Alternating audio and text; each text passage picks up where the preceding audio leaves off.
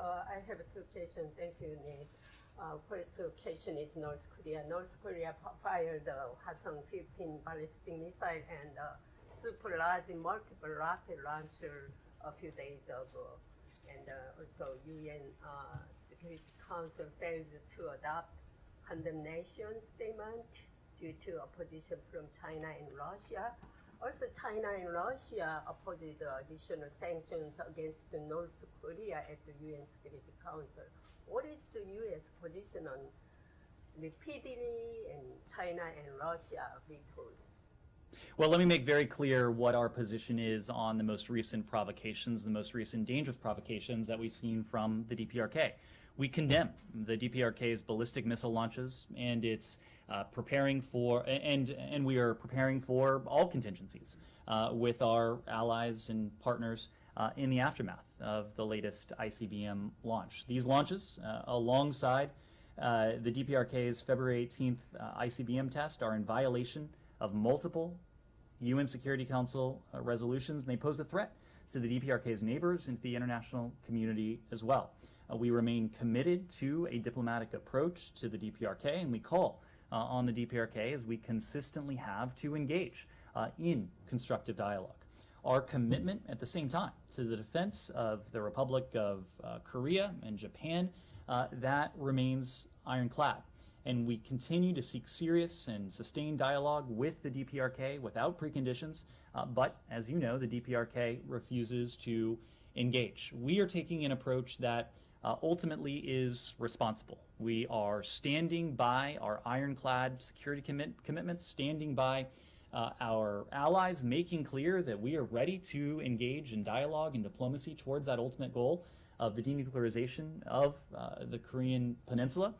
There are other countries who are not acting responsibly. Of course, the DPRK would be at the top of that list, and you see the provocations that they've undertaken in recent days. But we've made no secret of the fact that permanent members of the UN Security Council, all member states of course, but especially permanent members of the UN Security Council, have a special obligation to fully implement the resolutions that have emanated from the UN Security Council itself.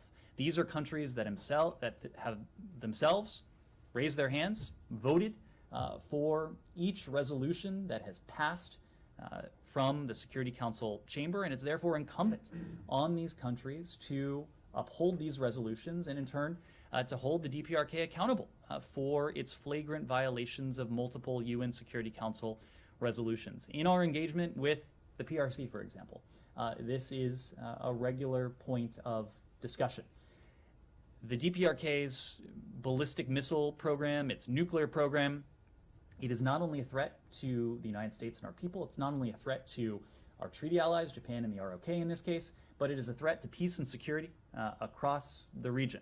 And that is not something that the PRC likes to see. It is not something that the PRC should seek to encourage. And we would like to see all countries, including the Permanent Five, Russia and China in this case, again, not ignore, but uphold the resolutions that they themselves have passed.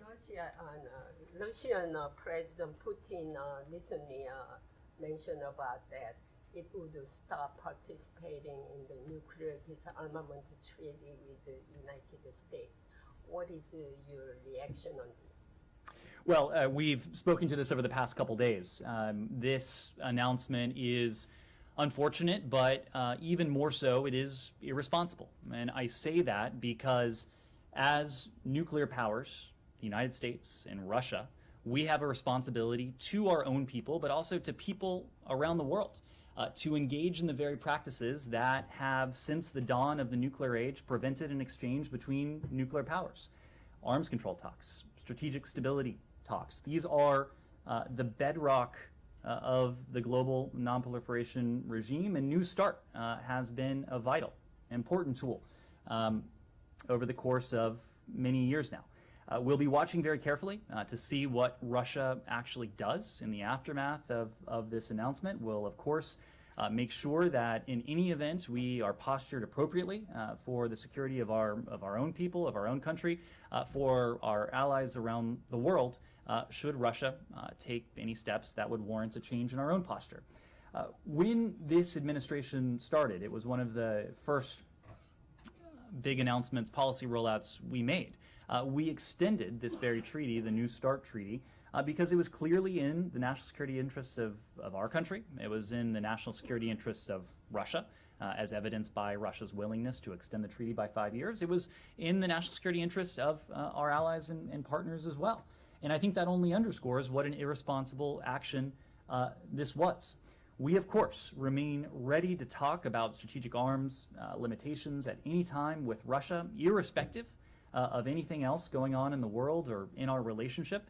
It is an understatement to say that we are now in a period of heightened tensions between the United States and Russia. But these are issues that matter to the United States. These are issues that matter to Russia. These are issues that matter to people around the world. It is what the rest of the world expects of us as responsible powers, responsible nuclear powers in this case. But as again, this decision, it was unfortunate, it was irresponsible, and we'll continue to monitor and see what Russia actually does. Camilla.